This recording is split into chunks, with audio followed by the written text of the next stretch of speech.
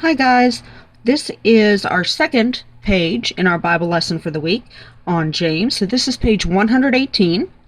Now again, I'm not going to go over absolutely everything. I'm not going to read through all of the verses, but they are excellent to look up for yourself. So let's look at the first section here. And the first section says that James understood the power of the tongue, okay, for good and for evil. And actually, what's interesting about this is the teachers have actually been studying on the power of words. That's been our theme for the year. So, James refers to the tongue as four basic things. All right, and we're supposed to, in these pictures here, we're supposed to draw in that picture and write in what it is. So one of the things he compares it to is a bit. And what a bit is it's the part on the or bridle of a horse that fits in their mouth. There's actually a really cool space there between their teeth, which I always thought was great. I mean, God knew what the horse was going to be used for, and so he put that in. He actually built that into the horse. So there's a place right in there where it fits in between their teeth. And then the horse learns, when you give a gentle tug of different types, it learns where it wants you to go. Well, the tongue does the same thing for us. It both controls what we do, and it also controls what other people do and how they react. So for the bit, you're looking to draw in something. I'm not a very good drawer. Let me see. It's going to look something like this. If I remember from, it's like in two parts. And these would be rings. And then it's in two parts. It's jointed here and it's in rings. And that would attach to the bridle parts. Again, do the best you can. Mine looks kind of like two bones, which is not what they're supposed to look like. But hey, you know, do your best. You can also Google a much better picture, I'm sure, if you really want to do well. All right, so number 2 is a rudder. And a rudder is a part on the ship that helps steer the ship and tells the ship where to go. And James talks about how the rudder, by comparison to the rest of the ship, is actually pretty small. This is a pretty small part of the ship by comparison. But it controls that entire ship. It controls where it goes. And so a rudder, again, if I were you, I would be looking on Google, but here's my version. Something like this, and it comes down, and then of course it has a connection up here. That would be a really basic rudder. And then it would have a connection up here for the person or people who are in charge of the ship to use it. All right, number 3 is a fire. That at least is a much easier thing to use. A fire is one of those things you guys might remember from, I guess it wasn't last week, the week before last, where we talked about things that can be used both for good and for bad, depending upon whether the power is under control or not, and fire was one of them that a lot of you guys did. So we know a fire can be used to cook food, it can give us warmth, we can roast marshmallows, tell stories around the campfire, but a fire can also totally devastate a forest, can kill people and animals.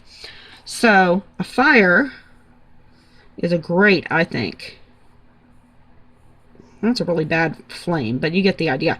But a fire is a great image, I think, of something that is very powerful, and when it's under control, it can be used for great stuff, and when it's not, it can really cause a lot of trouble. All right, and then number 4 is poison.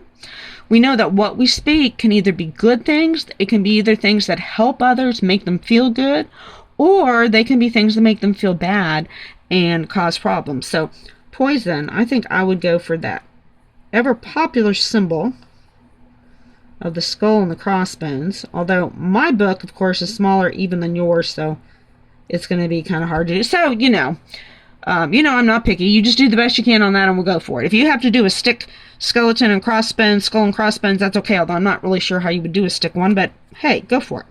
All right, so next section. Believers need perseverance to control their tongue. In other words, you can't just get up one day and say, okay, I'm going to control everything I say. That would be great, but most of the time it requires work. Because some of the time, as you guys probably know, it's really easy. And then there's other times when you're tired, you've got a lot going on, you're really stressed out, like right now. And maybe you're not quite as much in control as you would like to be. So here are what it wants you to do is to look up some verses from Proverbs. And I don't know, my pictures aren't that clear. It doesn't appear. So I'm going to read you some of these verses. You use any of these that you want to. Proverbs 10:19-20.